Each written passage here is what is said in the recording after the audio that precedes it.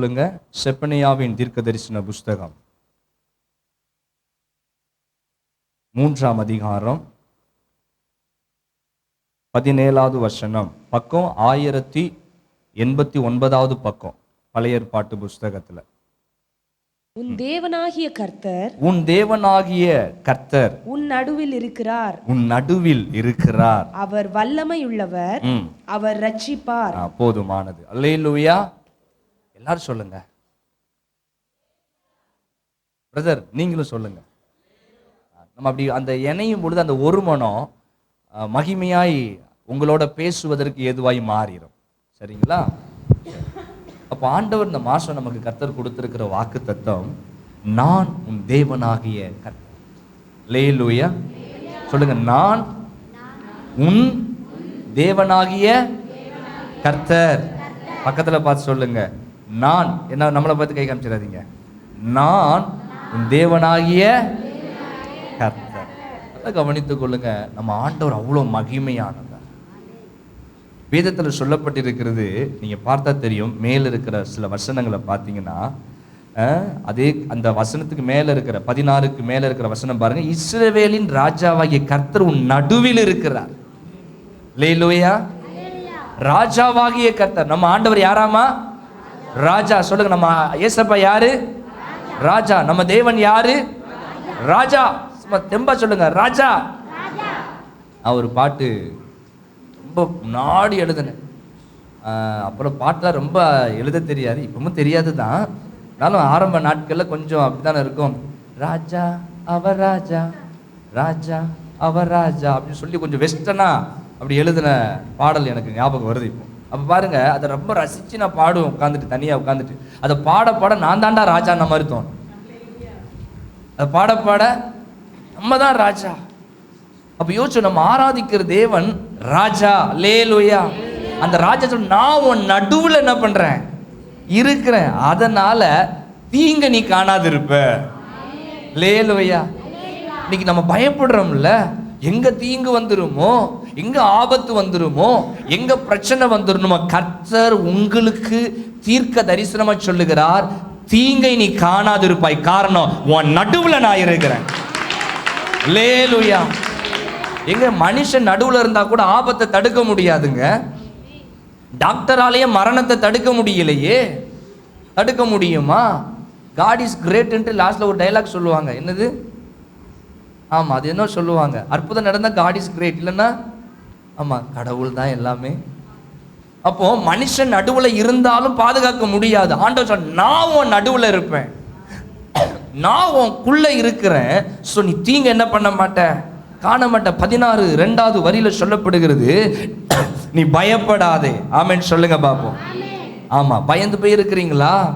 என்ன செய்ய போறோம், எப்படி செய்ய போறோம், காரியம் எப்படிலாம் மாறப்போது தெரியலையே, என்ன ஆக போது தெரியலையே. கர்த்தர் சொன்ன, நான் உன் கூட இருக்கிறேன், உன் தேவனாகிய கர்த்தர். நீ பயப்படவே பயப்படாத. அதிக பயம், பிள்ளையை எப்படி காப்பாற்ற போறோம், பிள்ளையை எப்படி நடத்த போறோம், பயம் ஃபுல்லா யார் மேலதான்? கல்யாணமாய் கொஞ்சம் வருஷம் ஃபுல்லா பயம். கணவர் கூட இருப்பாரா, போவாரா? கொஞ்ச நாளுக்கு பயம் ஃபுல்லா எங்க இருக்கும்? இப்ப தெரிஞ்சு போச்சு, எங்கிட்டு போனாலும் எங்கேயும் அவரு போக மாட்டார், என்கிட்ட தான். அதுக்கப்புறம் யாரு வந்துருதா? குழந்தையா இருக்கிற வரைக்கும் பயம் இல்லை. இந்த அரும்பு எது வருது, இந்த மீசை, இந்த பிள்ளைகளுக்கு கொஞ்சம் அப்படியே கொஞ்சம் வளர்ந்த உடனே அப்போ பயமெல்லாம் வந்துடுது. இவன் நம்ம கூட சொல் பேச்சு கேட்டு இருப்பானா, இவா இருப்பாளா, உள்ள பயம் யாருக்கு மேலே வந்துடுது? ஆமா, பிள்ளைங்களை வளர வளர பிள்ளைங்களுக்கு மேலே பயம். அதுங்களை கட்டி கொடுத்து எல்லாம் ஆக்குனதுக்கு அப்புறம் எங்க நம்ம காலத்துக்கு பிறகு இவன் எப்படி இருப்பானோ, எல்லாம் எப்படி, எப்போ பார்த்தாலும் பயத்தோடய இன்னைக்கு நிறைய ஜனம் என்ன ஆகுது, வாழுது. ஏசப்ப சொல்றாரு, ராஜாவாகிய நான் உன் தேவனாகிய கர்த்தர் உன் நடுவில் இருக்கிறேன், நீ பயப்படாத. பயந்த மாதிரியே கை தட்டுதில்லையப்பா, சந்தோஷமா தட்டி அப்பாவை. அல்லேலூயா. ஆமா, ஆண்டவர் சொல்றாரு, நான் உன்னை தளர விட மாட்டேன், உன்னை தளர விட மாட்டேன். ஆண்டவர் ஜீவனோடு இருக்கிறார், அவர் பார்த்துக்கிடுவார், அவர் நடத்துவார். அல்லேலூயா. சொல்லுங்க, பக்கத்துல பாசுங்க, எதுக்கும் கலங்காதீங்க. என்ன எதுக்கும் கலங்காதீங்க பிரதர். ஏசப்பா பிள்ளைங்க நம்ம எல்லாரும், நமக்கு எல்லாருக்கும் இன்சியல் ஜே. ஆமா, நம்ம எல்லாருக்கும் இன்சியல் என்னது? ஆமா, உங்களுக்கு இனிஷியல் இந்த பூமியில என்னது? என் பேர் ஜான் சாமுவேல் ராஜ். அல்லேலூயா. புரியவே மாட்டேங்குது. கையை தட்டி அப்பா மகிமைப்படுத்துங்க. தூர இடத்திலிருந்து தொலைக்காட்சியில் பார்க்கிற பிள்ளைகள், என்னது என் பேருக்கு வாயின்சியலா அப்படின்னு நினைச்சிடாது. ஆவிக்குரிய ரீதியா என்ன பண்ணிக்கிட்டு இருக்கேன்? சொல்லி கொண்டு இருக்கிறேன். சரியா? உண்மைதானே? சொல்லுங்க. என் இன்சியல் அப்பா ஜீசஸ் ஜே. ஆமா, கர்த்தர் இங்கே உங்களுக்கு அப்படித்தான் தந்திருக்கு. ஸோ ஆண்டவர் பார்த்துக்கிடுவாருங்க. ஆண்டவர் நடத்துவார். இந்த நேரம் ஆகிறதுனால எனக்கு மெசேஜ் எடிட்டிங் பண்ணுறதுக்கு தடுமாறுதேன். என்னுடைய வாழ்க்கையில் சில நெருக்கங்கள் வரும் பொழுதெல்லாம் நானும் பயப்படுறேன், தளருதேன். என்ன செய்ய போகிறோமோன்னு நினைக்கும் பொழுதெல்லாம் ரொம்ப பயமாக இருக்கும். ஆனால் கர்த்தர் அதிசயமாய் நடத்துகிறத பார்க்கும் பொழுது, ஆண்டவரே இவ்வளோ நல்லவருப்பா, நீங்கள் எங்கள் கூட தான் இருக்கிறீங்கன்றதை நாங்கள் அறிந்து கொள்கிறோம். ஆண்டவரே, உங்கள் வாழ்க்கையில் அந்த அனுபவங்கள்லாம் வரதானே செய்யுது. யோசித்து பாருங்கள். நம்ம ஆபத்தை பார்க்கலையா என்ன? பிரச்சனையை பார்க்கலையா என்ன? ஆனால் கர்த்தர் அதிசயமாக நடத்துகிறாருல்ல. ஒரு போன மாதத்தில் இந்த டிவி ஊழியத்தை நிறுத்தணும். ஏன்னா கையில் நீங்கள் கொடுத்த சில காணிக்கைகள் ஒரு 2000 ரூபாக்குள்ளே வந்துருச்சு. இப்போ 10,000 ரூபா எடுத்து வைக்கணும். அப்போ நான் பாஸ்டர் அம்மாட்ட உட்காந்து நைட்டு சாப்பிட்ற நேரத்தில் பேசிட்டு இருக்கிறேன். அம்மா, இது இந்த மாதம் இல்லை, போன மாதம். நான் மாதம் இப்படி தான் நினைக்கிறேன். போன மாதம் நம்ம கையில் இப்போ 10,000 ரூபா வேணும், கொடுக்கணும், வேறு வழி இல்லை, நம்ம என்ன பண்ணிடுவோம், நிறுத்துவோம் அப்படின்னு சொல்லிட்டு இருக்கிறேன். ரொம்ப சங்கடப்பட்டு தான் பேசிக்கிட்டு இருக்கிறோம். ஏன்னா வேறு வழியில் பாருங்க, 12,000 ரூபா ஒரு குடும்பத்துக்கு வருமானம். நான் சொல்கிறது புரியுதா? நீங்கள் நிறைய பேர் 12,000 ரூபாய் சம்பளம் வாங்காதவங்களாம் உள்ளே உட்காந்துருக்குறீங்கல்ல. மாதம் 12,000 ரூபா டிவி ஊழியத்துக்கு எடுத்து வைப்பது எனக்கு பெரிய கடினம். தினமும் 500 ரூபா.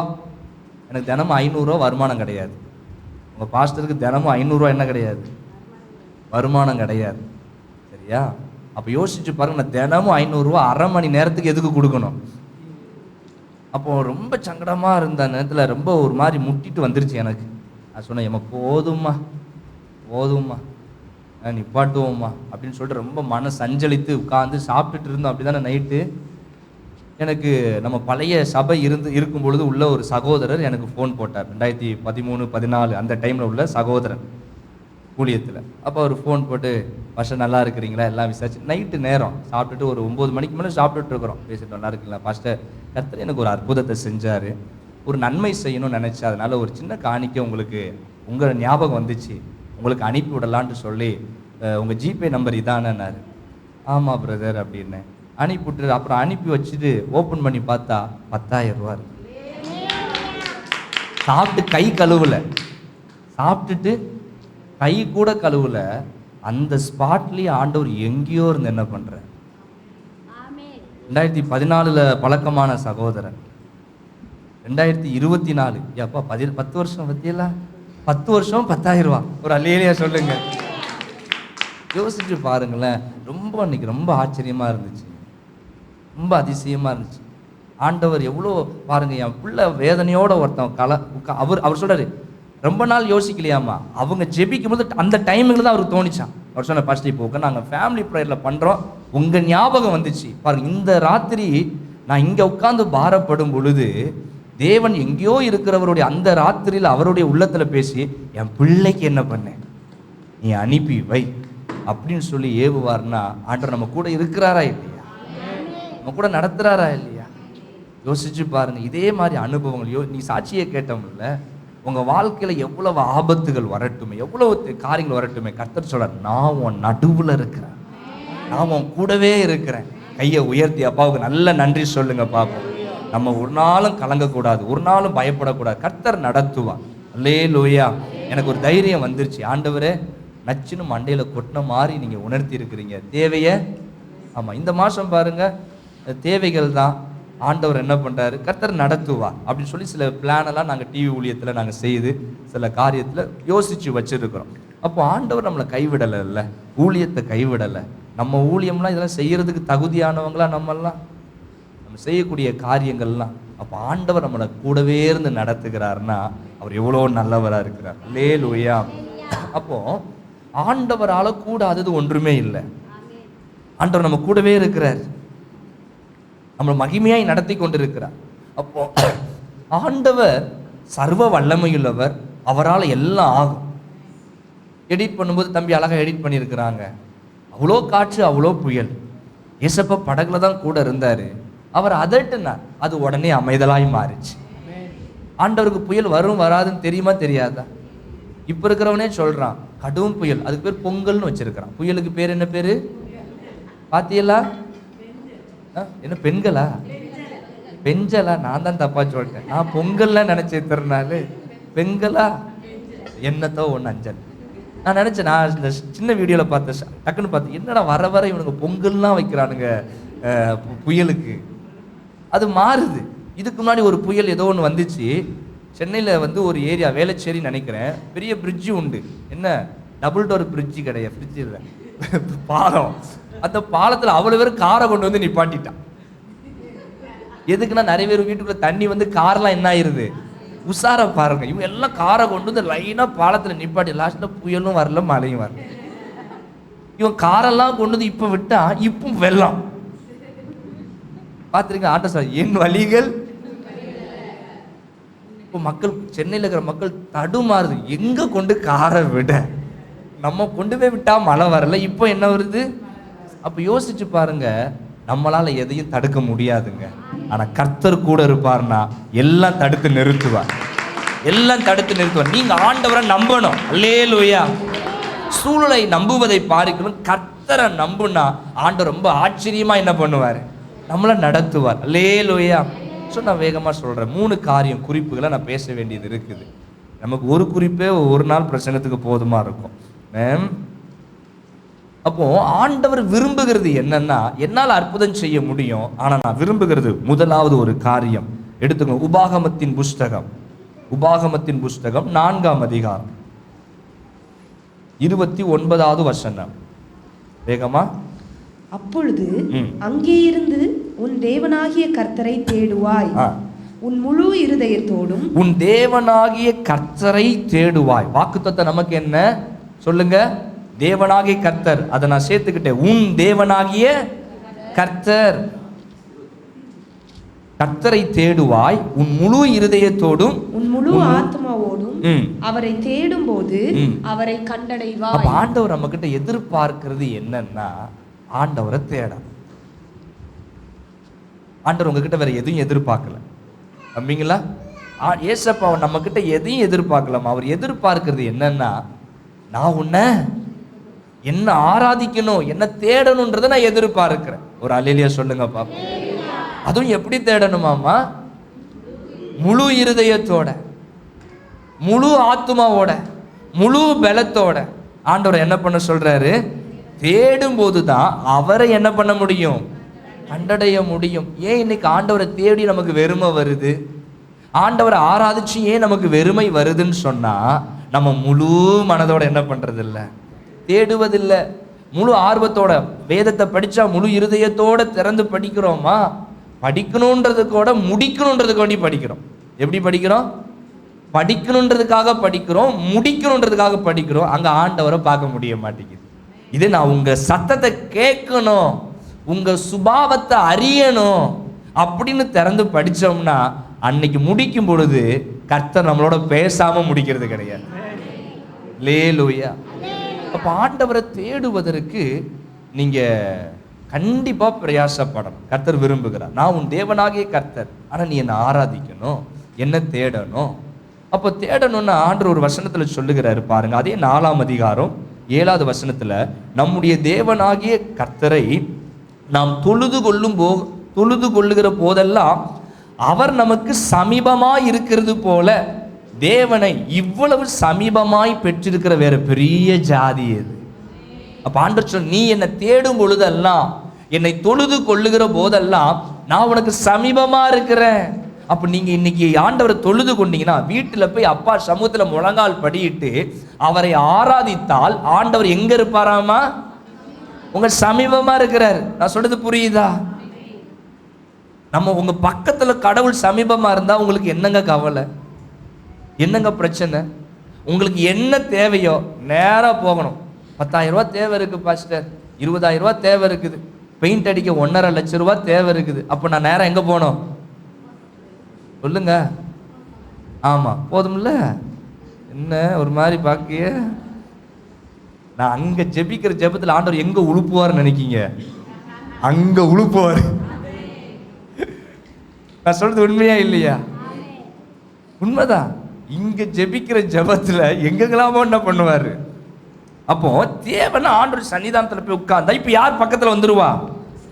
ஆண்டவர் பக்கத்துல வந்துட்ட பிறகு என்ன பண்ணணும்?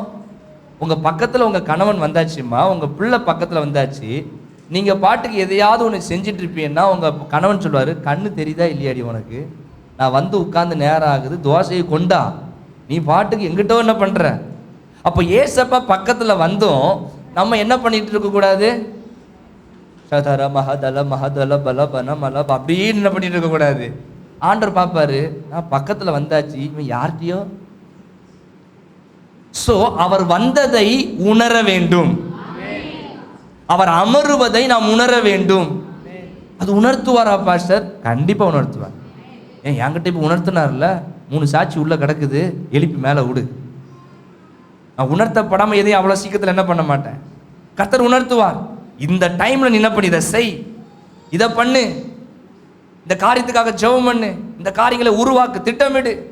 அப்போ கர்த்தர் பேசுகிறது நம்மோட தெளிவாய் தெரிய ஆரம்பிக்குது. உங்களுக்கு அது தெரியும் பொழுது அப்பா பார்த்துட்டு அந்த ஆண்டவரை என் பக்கத்துல நீங்க வந்துட்டீங்க, உங்களை ஆராதிக்கும் பொழுது என் பிரச்சனை எல்லாம் சொல்றேன், நீங்க பார்த்துக்கிடுங்கப்பா, முடிச்சிட வேண்டியதுதான்.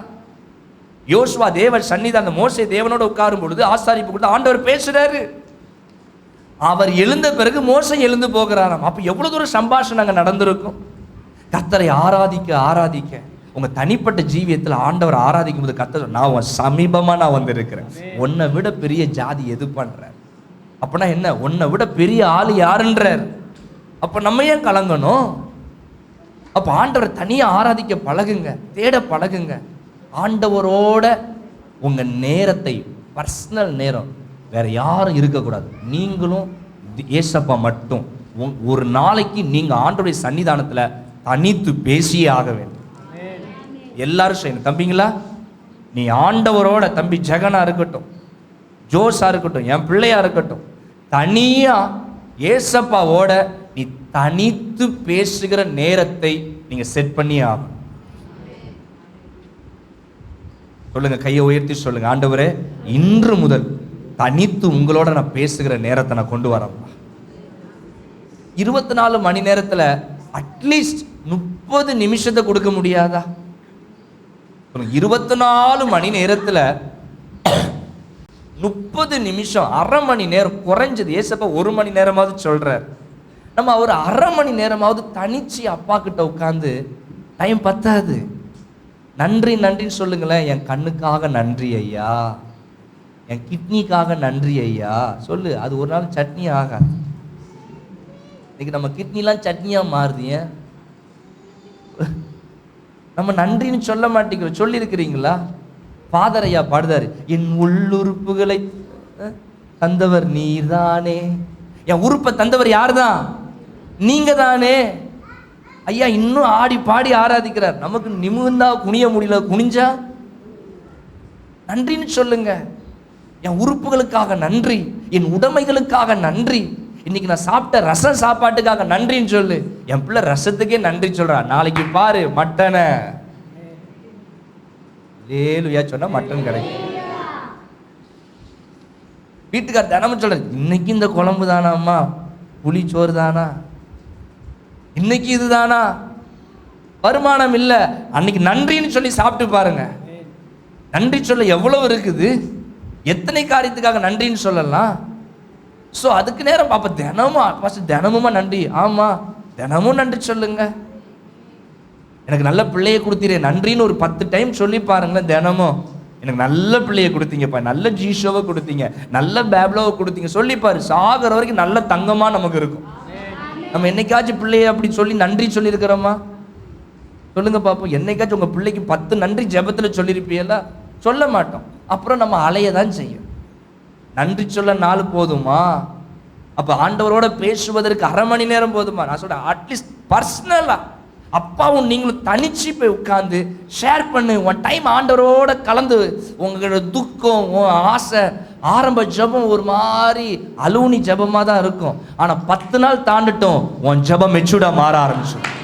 நான் சொல்றேங்க, 10 நாள் உன் ஜெபம் எப்படி இருக்கும்னா, எதுக்கு ஜெபிக்கும், ஏன் ஜெபிக்கும், சிறுபிள்ளைத்தனமா இருக்கும். ஆனா 10 நாள் தாண்டி நீ அப்பாவோட உட்காரும் பொழுது கருத்தாய் ஜெபிக்க ஆரம்பிச்சிரு. ஏன்னா ஆவியானவர் இறங்கி வர ஆரம்பிச்சிருவார். கர்த்தர் உன்னை வழி நடத்த ஆரம்பிச்சிருவார். அல்லேலூயா. ஸோ ஆண்டவர் எதிர்பார்க்கு இந்த ஜெபத்தை, இப்படி ஆண்டவரை தேடணுன்றத கர்த்தர் விரும்புகிறார். நல்ல ஆமென் சொல்லுங்க பாப்போம். அல்லேலூயா. இரண்டாவது, நான் வேகமாய் போகிறேன். ஸ்தோத்திரம். என்னடா மெசேஜ் மாறி இருக்குன்னு பார்த்தா பக்கம் மாறி இருக்கு.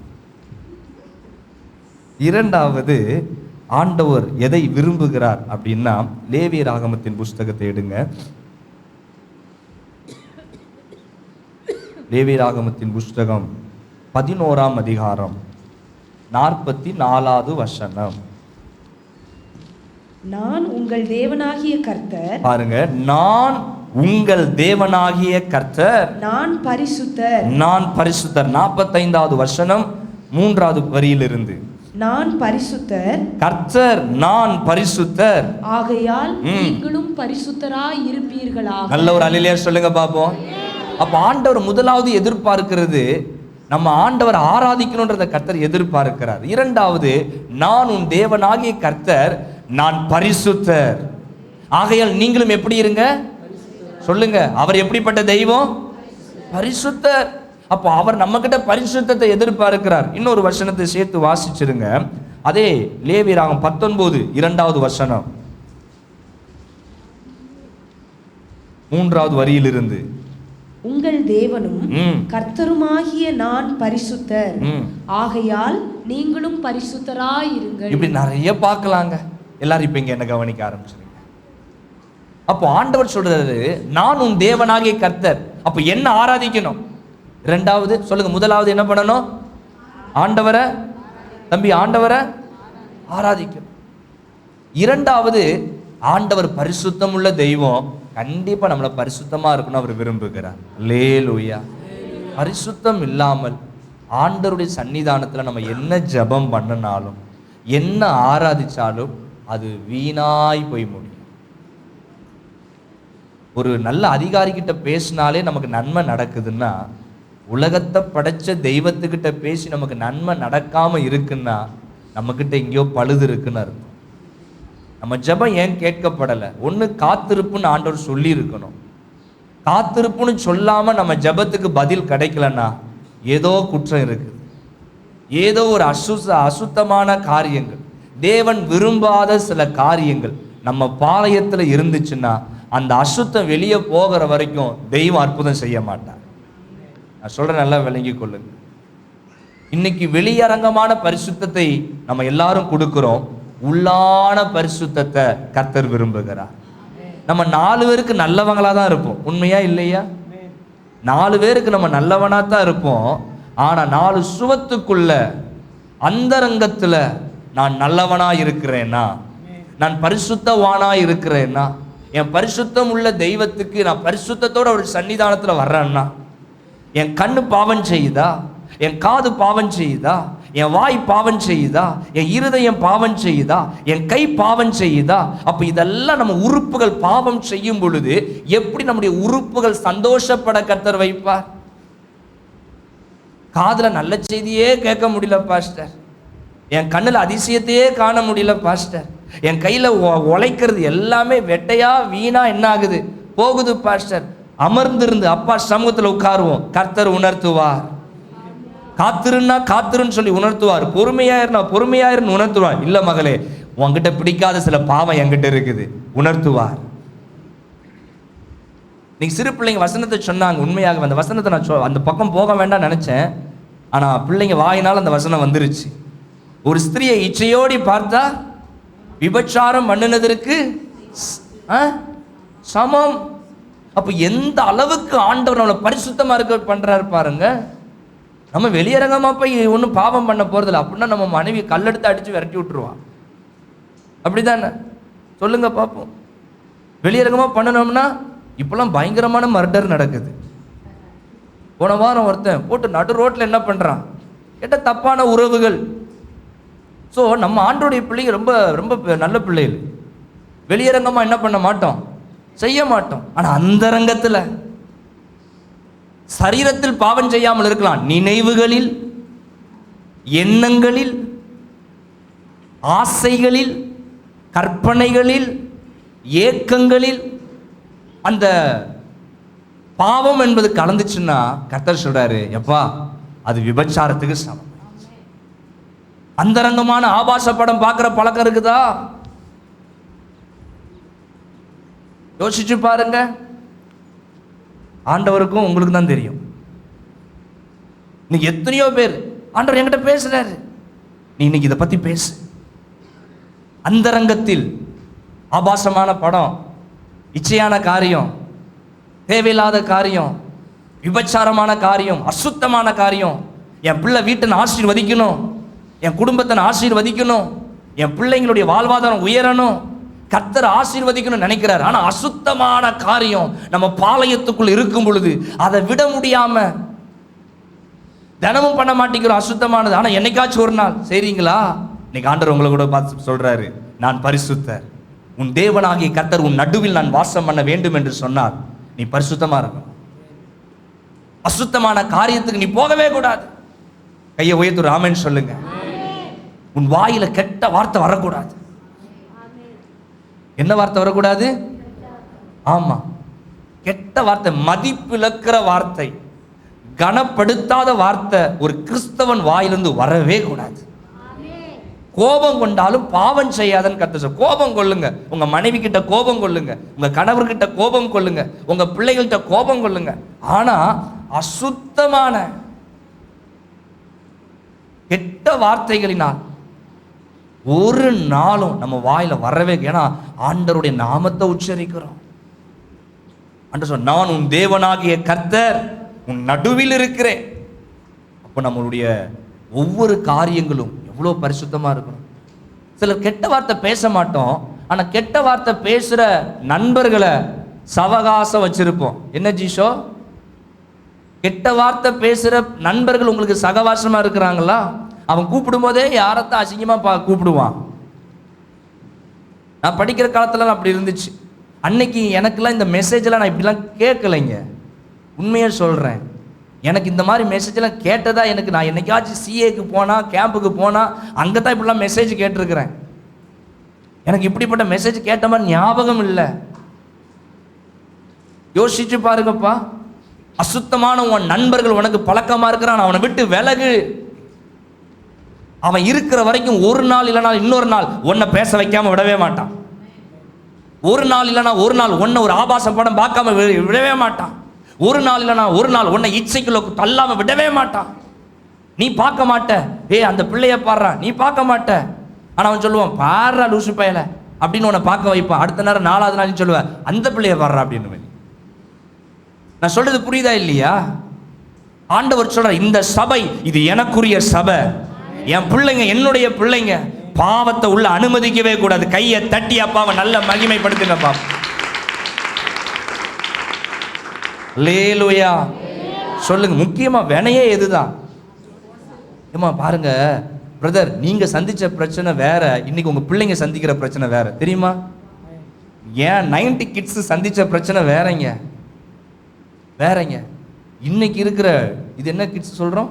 2K kids. இப்போ இதுங்களாம் 2K கிட்ஸ் தானே. இவங்க சந்திக்கிற பிரச்சனை வேற. நான் என் 19 வயசுல சந்திச்ச பிரச்சனை வேற, அனீஸ் சந்திக்கிற பிரச்சனை வேற. அப்படிதான்டா? சாம் சந்திக்கிற பிரச்சனை வேற. ஸோ இன்னைக்கு வருடங்கள் போக போக ரொம்ப இதா இருக்குது. ஸோ ஆண்டவருடைய பிள்ளைங்க நல்லா அறிந்து கொள்ளுங்க. ஆனால் நமக்கு அன்னைக்குள்ள ஒரே வேதாகமம் தான். இந்த வேதாகமத்தை ஒரு மனுஷன் பிடிச்சு ஆண்டவரை ஆராதிக்க ஒருத்தன் தவறுதானா, கண்டிப்பா நம்ம பிள்ளைய ஃபிக்ஸ் பண்ணிக்கலாம். நம்ம பிள்ளை ஒருத்தன் பைபிள் படிக்க மாட்டேங்கிறான், நம்ம பிள்ளை வீட்டில் ஜெபிக்க மாட்டேங்கிறான், ஃபிக்ஸ் பண்ணிக்கிற வேண்டியதான். ஆஹா, அந்த ரங்கம் மோசமா இருக்குது. ஆரிடா அந்த ரங்கம். உண்மையை சொல்றேன், கணவன் பைபிள் படிக்க மாட்டேங்கிறார், ஜெபிக்க மாட்டேங்கிறார், தனிமையா உட்கார மாட்டேங்கிறாரு, அப்போ புரிஞ்சுக்கலாம், சாரி பிரதர், அந்த ரங்கம் எப்படி இருக்குது? மோசமா இருக்குது. உடனே பார்ப்பீங்களா, அடுத்தது யார்? அவங்கள தானே சொல்லுவீங்க. ஆமா. சோ யார் தேவனோட தனித்து உறவாடாமல் இருக்கிறார்களோ அவர்களால் பரிசுத்தமாய் வாழவே முடியாது. இது உண்மைன்ற பிள்ளைகள். நீங்களே டெஸ்ட் பண்ணி பாருங்க. 10 நாள் நான் சொல்றதை ஃபாலோ பண்ணி பாருங்க. அப்பாவோட 1/2 மணி நேரம் உட்கார்ந்து பாருங்க. உண்மையா தெரியும் பாவத்தை உங்களால ஜெயிக்க முடியுதா இல்ல அதுல விழுறீங்களான்னு சொல்லி. 10 நாள் ஜெபிக்காம இருந்து பாருங்க, பாவத்தை உங்களால மேற்கொள்ள முடியுதான்னு சொல்லி. உங்க மேல கபடி ஆடிக்கிட்டு இருக்கோம், அந்த பாவம் உங்க மேல என்ன ஆடிக்கிட்டு இருக்கோம். ஸோ அதுதான் நான் சொன்னேன், தேவனாகிய கர்த்தர் அவர் ஆராதனையை விரும்புகிற தெய்வம். ஆராதிச்சா என்ன நடக்கும்? அவரை போல மாற ஆரம்பிப்போம். இரண்டாவது, கர்த்தர் விரும்புகிறது பரிசுத்தத்தை விரும்புகிறார். முதல் குறிப்பு என்ன? ஆராதிக்கணும், ஆண்டவரை தேடணும். இரண்டாவது என்னது? பரிசுத்தம். மூன்றாவது நான் சொல்லி முடிக்கிறேன் நீ வேகமா. லேவியராகமத்தின் புஸ்தகம் 26ஆம் அதிகாரம், வேகமா வாங்க, 1வது வசனம். நீங்கள் உங்களுக்கு விக்கிரகங்களையும் சுரூபங்களையும் உண்டாக்காமலும் உங்களுக்கு சிலையை நிறுத்தாமலும் சித்திரம் தீர்த்த கல்லை நமஸ்கரிக்கும் பொருட்டு உங்கள் தேசத்தில் வைக்காமலும் இருப்பீர்களாக. நான் உங்கள் தேவனாகிய கர்த்தர். Praise the lord. அல்லேலூயா. சத்தமா சொல்லுங்க பாப்போம். மூன்றாவது, ஆண்டவர் நான் உன் தேவனாகிய கர்த்தர் உன் நடுவில் இருக்கிறேன், எனக்கு கொடுக்க வேண்டிய கனத்தை நீ வேற எதுக்கும் கொடுக்க கூடாதுன்றார். இது ஆண்டவர் ஆசைப்படுறதுல நியாயம்தானே? யார் சொல்றீங்க இது நியாயம்தான் பாஸ்டர்? நீங்கள் உங்களுக்கு விக்கிரகங்களை, எல்லாரும் சேர்ந்து படிங்க ஒரு முறை அந்த வசனத்தை.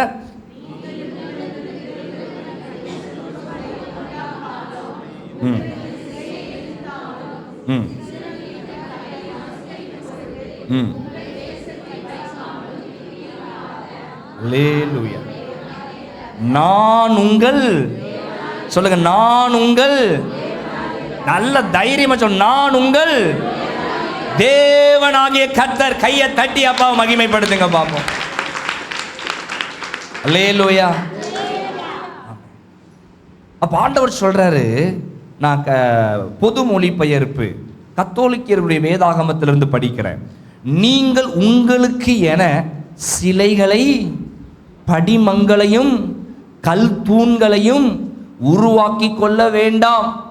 கர்த்தர் சொல்றார், உங்களுக்குன்னு நீ எதை பண்ணாத, எந்த சுரூபத்தையும் எந்த உருவத்தையும் கல் தூணையும் என்ன பண்ணிடாத.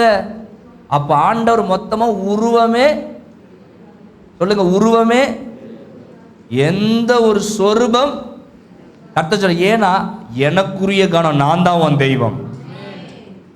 என் கணத்தை ஒரு கல்லுக்கிட்ட கொடுக்கலாமா? நீ ஒரு சிலைக்கு கொடுக்கலாமா?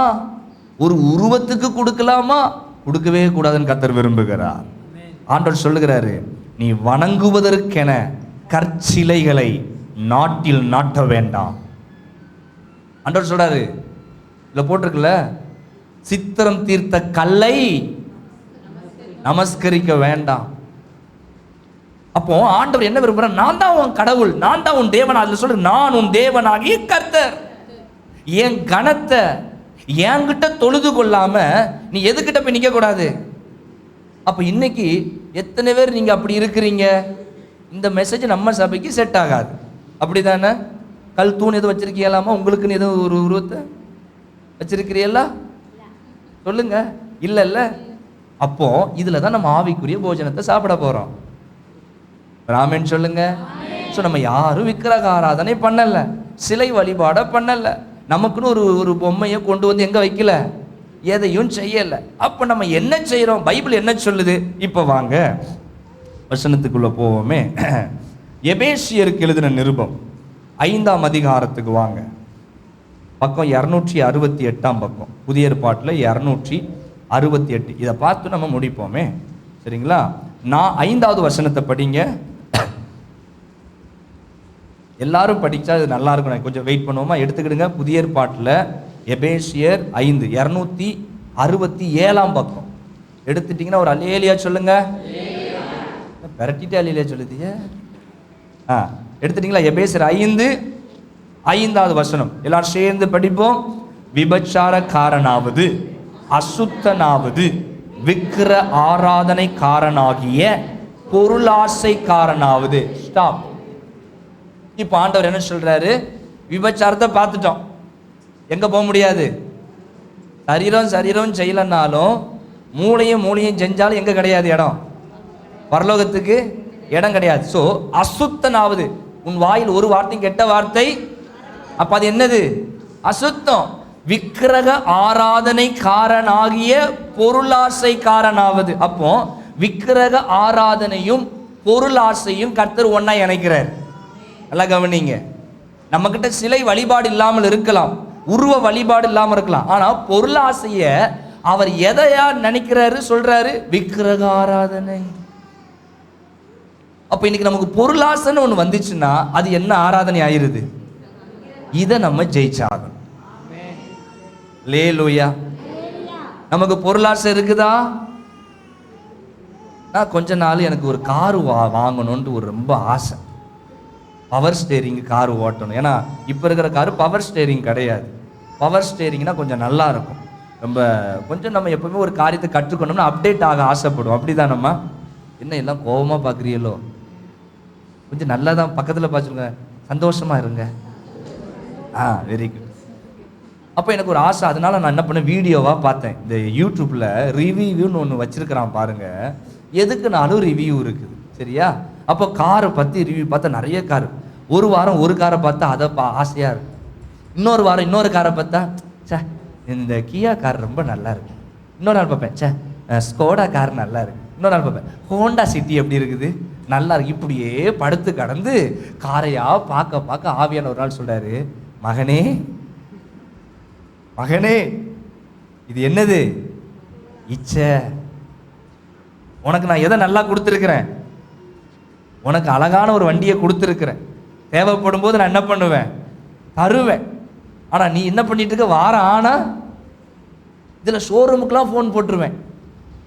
கூகுளில் ஃபோன். ஒரு நாள் அப்படியே திருநெல்வேலி கியா ஷோரூமுக்கு ஃபோன் போட்டுறேன். டச் கியா அந்த சொலட்டா ஏதோ ஒன்று பேர், எவ்வளோ அப்படின்னு. டிவா சார்? இல்லை கேஷா? எப்படி? ஏன்னா அப்போ தான் உண்மையை சொல்லுவான்றதுக்காண்டி. இல்லை ரெடி கேஷ். அவன் சொன்னான் 28 லட்சம். அதுதான். ஓ 28 லட்சமா? எப்போ வந்தாலும் கொடுத்துருவீங்களா? ஆமாம் சார், நீங்கள் புக் பண்ணிட்டு போனீங்கன்னா உங்களுக்கு ஒரு 10 டேஸில் நாங்கள் என்ன பண்ணுவோம் அப்படின்ட்டு என் ஃபோன் நம்பர்லாம் வாங்கி வச்சுட்டான். நான் கூப்பிடுதணும் இல்லையோ, வாரம் வாரம் யார் கூப்பிட்டுருவா? சார் நீங்கள் வந்து சொன்னீங்களே சார், சொல்லுவேன் போடா அடுத்த வாரம் ஹோண்டாக்கு. அப்புறம் தான் ஆண்டவர் சொன்னார், மகளே இது சரி கிடையாது, இது என் கேரக்டர் அப்பவுமே அப்படித்தான். அப்போ ஆண்டவர் சொன்னார், இது நல்லது இல்லைப்பா. இது என்னது? ஏன்னா அதுக்கு ஆசைப்பட்டு இதில் உட்கார்ந்தா இது பிடிக்க மாட்டேங்குது. மனசு ஃபுல்லாக எங்கே போகுது? இப்போ இதை நீங்கள் ஒப்பிட்டு பார்த்துக்கிடுங்களேன். என்ன சொன்னால் நல்லா கேட்பியே இல்லை. இப்போ நீங்கள் ஒப்பிட்டு பாருங்கள். ஏதாவது உங்களுக்கு ஒரு ஆசை வந்துருச்சுன்னா அதுக்கப்புறம் யோசிச்சு பாருங்கள். உங்களுக்கு இப்போ ஒரு புதுசாக ஒரு ஸ்டவ்வுக்கு மேலே ஒரு ஆசை வந்துருச்சு. எப்படி? ஒரு ஸ்டவ்வுக்கு மேலே ஆசை வந்துருச்சு. இப்போ வீட்டில் போய் உங்கள் ஸ்டவ்வில் அது என்னது சமையல் பண்ணால் உங்களுக்கு எப்படி இருக்கும்? சிறையாக இருக்கும். எப்படி இருக்கும் சொல்லுங்க? சிறையாக இருக்கும். சிறையாக இருக்கா இல்லையா? உங்களுக்கு ஒரு ஃப்ரிட்ஜு பிடிச்சிருச்சு, ஒரு நல்ல ஃப்ரிட்ஜு, ஒரு டபுள் டோர் ஃப்ரிட்ஜு பிடிச்சிருச்சு, அழகா இருக்குது. இப்போ உங்கள் ஃப்ரிட்ஜை திறந்தா எப்படி இருக்கும்? சிறையாக இருக்கும்.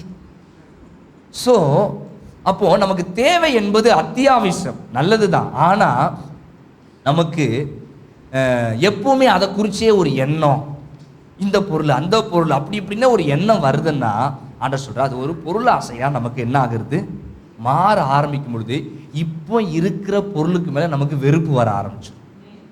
இப்போ இருக்கிற வீட்டுக்கு மேல வெறுப்பு வர ஆரம்பிச்சு. நான் என்ன சொல்றேன்? ஆண்டவர் சொல்ற, உன்னுடைய எல்லாவித வேண்டுதலையும் ஸ்தோத்திரத்தோடு கூடிய விண்ணப்பத்தில் என்ன பண்ணு? தெரியப்படுத்து. அப்ப ஸ்தோத்திரம்னா நன்றி. ஆண்டவர் இப்பொழுது கொடுத்திருக்கிற 10க்கு 15 வீட்டுக்காக நன்றி அப்பான்னு ஸ்தோத்திரம் பண்ணு. வருகிற நாட்கள்ல அது ஸ்கொயர் ஃபீட் 520 மாறும். 520 1200 மாறும். ஒரு அல்லேலூயா சொல்லுங்க பாப்போம். நம்ம பிரதர் கட்டி தருவார். ஆமா, நம்ம சர்ச்சில் கன்ஸ்ட்ரக்ஷன் உள்ள ஆட்கள்லாம் இருக்கிறாங்க. ஸோ நம்ம என்ன பண்றோம்? நமக்கு வேற மேல ஒரு ஆசையா இருக்கிறதுனால இப்போ அப்பா கொடுத்துருக்கிறதுக்கு மேலே எது வந்துடுது? நல்ல கணவன் மனைவியை பார்க்கும்போது யாருக்கு மேலே கோவம் வந்துடுது? நமக்கும் ஒன்று வாச்சிருக்கு பார். எப்படி? நமக்குன்னு ஒன்று வாச்சிருக்கு பார். இந்த வெளியரங்கமாக பார்க்குறால நம்பவே நம்பாதீங்க, சரியா? சரி இருக்கட்டும், நேரம் ஆயிடுச்சுல்ல. அப்போ நல்லா கவனிங்க, பொருளாசை நமக்கு. அப்போ இப்போ இது என் டாபிக்ல இப்போதான் சொல்ல போறேன். நமக்கு பொருளாசை இருக்குதா இல்லையான்னு கண்டுபிடிக்கணும். அதை எப்படி செக் பண்ணலாம்? அத்தியாவசியமா ஒரு ஃப்ரிட்ஜ் தேவைதான் பாஸ்டர், ஒரு சாரி தேவைதான் பாஸ்டர், ஏன் ஒரு நகை கூட தேவைதான் பாஸ்டர். தேவையா இல்லையாம்மா? தலையே ஆட மாட்டேங்குது. தேவை இல்லையா உங்களுக்குலாம்? ஆமா தேவைதானே. ஒரு கார் தேவைதானே? ஆமா. அங்க சர்ச்சுக்கு எதுல வரணும் பாஸ்டர்? கார்ல வரணும்ல பாஸ்டர். தேவைதான். அப்ப எல்லாமே நமக்கு தேவைதானே? சொல்லுங்க பாப்போம். என்கிட்ட கேட்டீங்கன்னா நான் நிறைய தேவையே சொல்லுவேன். அப்ப இதுல பொருளாசை எப்படி கண்டுபிடிக்கிறது? பக்கத்துல கேளுங்க, எப்படி கண்டுபிடிக்கலாம்? கனிகா கேளுமா டெல்சி கிட்ட, பொருளாசை எப்படி கண்டுபிடிக்கிறது? உங்களுக்கு சொல்லி அனுப்பிடணுமா வேண்டாமா? அறிஞ்சிக்க விரும்புது சத்தியத்தை அறிவீர்கள், சத்தியம் உங்களை விடுதலையாக்கும். நல்ல ஜோரா கையை தட்டி அப்பா மகிமைப்படுத்துங்க பாப்போம். அல்லேலூயா. சரி, உங்களுக்கு பொருளாசை இருக்குதா இல்லையா அதை கண்டுபிடிக்கணும்னா என்ன பண்ணணும் இப்போ சொல்ல போறேன். எளிமையா தேவனுடைய காரியத்திற்கு அவருக்கு கொடுக்க வேண்டியதை கொடுக்கலன்னா உங்களுக்குள்ள என்ன ஆசை இருக்குது? Final touch. இதில் தான் நான் வந்து முடிக்கிறேன். நான் அப்பவுமே சொன்னேன், தேவனுக்குரியதை நல்லா கவனித்துக் கொள்ளுங்க. நமக்கு இப்போ வசனத்துக்குலாம் போக நேரம் இல்லை. நமக்கு தெரியாத வசனமா அம்மா? மல்கியால தெரியாதா ஐயா? லேவிய ராகமத்தில் தெரியாதா? எதில் உங்களுக்கு தெரியாது? தசம பாகத்தை குறித்து வசனம் எல்லாம் தெரிஞ்சுட்டு தான் நம்ம எப்படி இருக்கிறோம்? பக்கத்தில் பாருங்க, அதே மாதிரி இருக்கு பாருங்களா. என்ன டக்குனு சிரிச்சிட்டீங்க? யோசிச்சு பாருங்க. நமக்கு ஒன்று இப்போ வசனத்தை, இப்போ உங்களுக்கு அதை பற்றி வசனம் எதுவும் வேணுமா? பாஸ்டர் தெரியும் பாஸ்டர் வசனம்லாம். அப்போ தேவனுக்குரியதையே கொடுக்காம நம்ம பொருளாதாரத்தை எடுத்து வைப்போம்னு சொன்னா அப்ப கண்டிப்பா எதுக்கு மேல ஆசை? ஆமாவா இல்லையா? யோசிச்சு பாருங்க. நீங்க கரண்ட் பில் கட்டாம பணத்தை வைங்களேன் பார்த்து. 2 மாசத்துக்கு வருது இல்லாமா? ஒரு 400 ரூபா வருமா? எனக்கு 5000 ரூபாய்க்கு மேல வருது. தோத்திரம். லைட்டை போடும்போது தெரியல, கெட்டும்போது தெரியுது.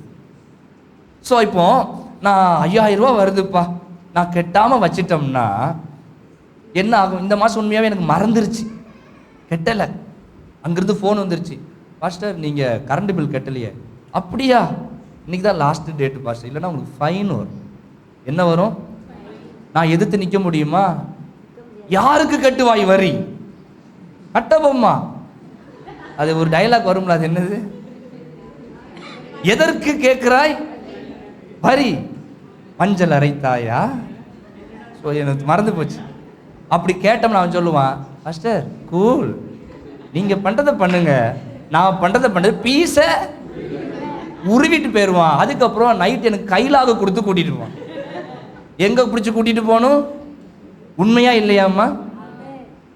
அவன் கெட்டலைன்னா அவன் சொல்கிறான் ஃபீஸ், அதுன்னு ஃபஸ்ட்டு ஃபைன் அடிப்பேன், அப்புறம் ஃபீஸை உருவேன். ஏதாச்சும் பேச முடியுதா? வீட்டில் கேபிள் வச்சுருக்கீங்களா? அந்த ஒரு கருப்பு ஒயர் வந்து டிவியில் சொருவும் பாருங்க. அந்த கேபிளுக்கு பணம் தர மாட்டேன்னு சொன்னால் அவன் என்ன பண்ணுவான்? ஓகே. நீங்கள் இதை வச்சு எல்லாமே செக் பண்ணி பாருங்க. ஃபோன் வச்சுருக்கீங்களா? அதுக்கு மாதம் கரெக்டாக டைமிங் உண்டு. அது முடிஞ்சிச்சுன்னா அதுக்கப்புறம் நீ என்னதான் குத்து குத்துன்னு குத்துனாலும், என்னதான் தட்டு தட்டுன்னு தட்டினாலும் அது அப்படியே நிற்கும். காரணம் என்ன? அப்போ உலகத்துக்கு எல்லாத்துக்கும் கடைக்கு போய் தக்காளி வாங்குறோம்மா, தக்காளி வாங்குறோம், தக்காளி வாங்கிட்டு கொடுக்காம வந்தீங்கன்னா என்ன ஆகும்? ஃபஸ்ட்டு அக்கா பணம் தரலக்கா. ஏன் தரணும்? என் தேசத்தில் விளைகிற தக்காளி, என் தேசத்தில் விளைகிற கத்திரிக்காய் நான் ஏன் தர வேண்டேன்னா, சரிதான், இன்னைக்கு ஒரு வருஷமா ஒரு ஆள் என்ன இருக்குது, மாட்டி இருக்குது, இன்னைக்கு சந்தையிலேயே வச்சு என்ன பண்ணிட வேண்டியதான். உண்மையா இல்லையா? அப்போ எல்லாமே உலகத்துக்கு செய்ய வேண்டியதெல்லாம் கரெக்டா செய்யறோம். பிள்ளைய ஸ்கூலுக்கு அனுப்புறோமா, ஃபீஸு கொடுக்கலன்னா ஃபஸ்ட்டு மெசேஜ் வரும், அப்புறம் ஃபோன் வரும், அப்புறம் பிள்ளை கிளாஸுக்கு வெளியே நிற்பா, அப்புறம் ஆபீஸ் ரூமுக்கு நம்ம வரணும், அப்புறம் டிசி கையில வரும். நல்ல டைலாக், நான் கிளியும் சொல்ல வந்தேன். டிசி எதுல வரும்? நம்ம சண்டை போட முடியுமா?